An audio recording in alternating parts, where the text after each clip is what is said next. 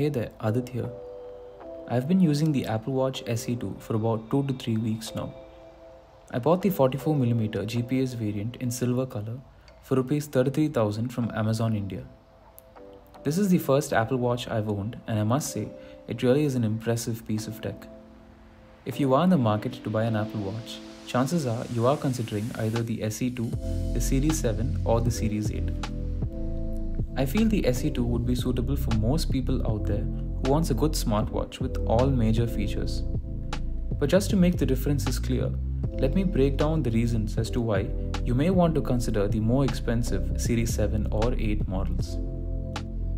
First, the health features. Health features such as blood pressure monitoring and ECG are present in the Series 7 and 8 models. If you think these are important to you, then your choice should be clear, because the SE2 does not have these. For me personally, I wouldn't have used them as often as I do use the heart rate monitoring in the SE2 to track the calories I've burnt through the day or during a workout. Second, slightly bigger screen. Trust me, you would not find this to be that big a deal if you purchase the SE2. It has a beautiful OLED display with bezels which aren't that prominent. Only a side-by-side comparison with the Series 7 or 8 can actually tell the difference.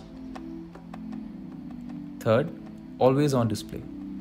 This is again a personal choice. Using the SE2, I personally have not felt the need for an always-on display. The moment you lift your wrist up to your face, the watch lights up and it works well consistently all the time. Not having an always-on display also aids in conserving battery as you progress through your day. Fourth, temperature sensor.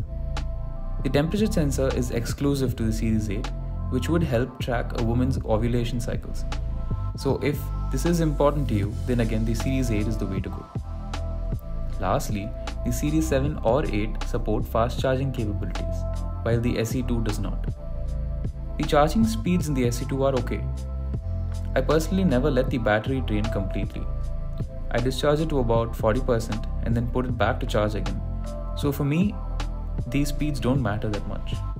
But yes, Apple could have added fast charging support to the SE2 as well.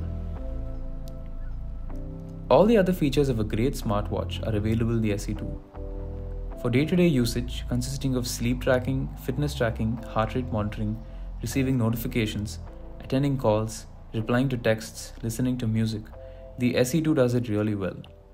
It's fast, snappy in terms of usage, and mostly has an all-day battery life. The mic and speaker quality are excellent. It is clear to listen what the other person speaks, and they too are able to clearly hear my voice when spoken from the watch. It is one of the most convenient features I've used since the purchase. Speaking of convenience, I've been using Siri to get a lot of things done, like setting alarms and reminders, navigating, calling and sending messages to people, especially while driving. It is super easy to just speak to your watch by saying, "Hey Siri," and letting her know your command. Most of the time she gets it right and processes the instructions quickly. But sometimes she suffers if there's a lot of background noise or when there are internet connectivity issues. Fitness tracking is also really good in the SE2. The inbuilt GPS works well for tracking your route when you go for a run, and therefore you can conveniently leave your phone behind. One caveat here is that for downloading and listening to music offline, you need to either purchase Apple Music or Spotify, as only these support the feature. YouTube Music does not support the offline music as of now.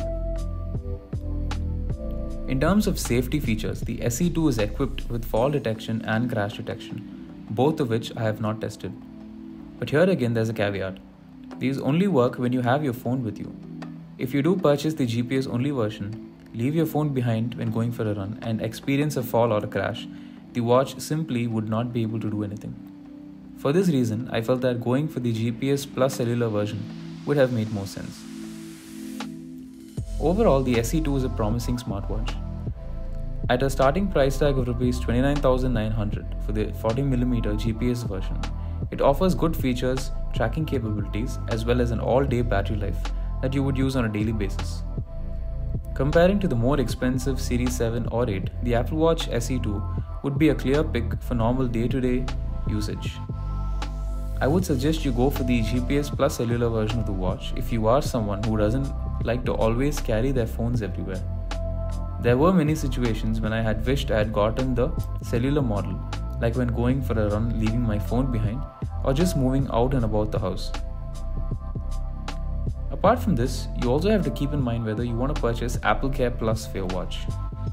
Me personally, I didn't want to take a chance since a watch on the wrist can be prone to accidental damage, so I purchased the add-on warranty. It costs Rs 6,900 for 2 years of additional warranty, where you get unlimited service events against manufacturing defects or consumed battery, accidental damage, and also access to technical support. For each service claim, you are expected to pay a minimum amount of Rs 5,900 as a service fee.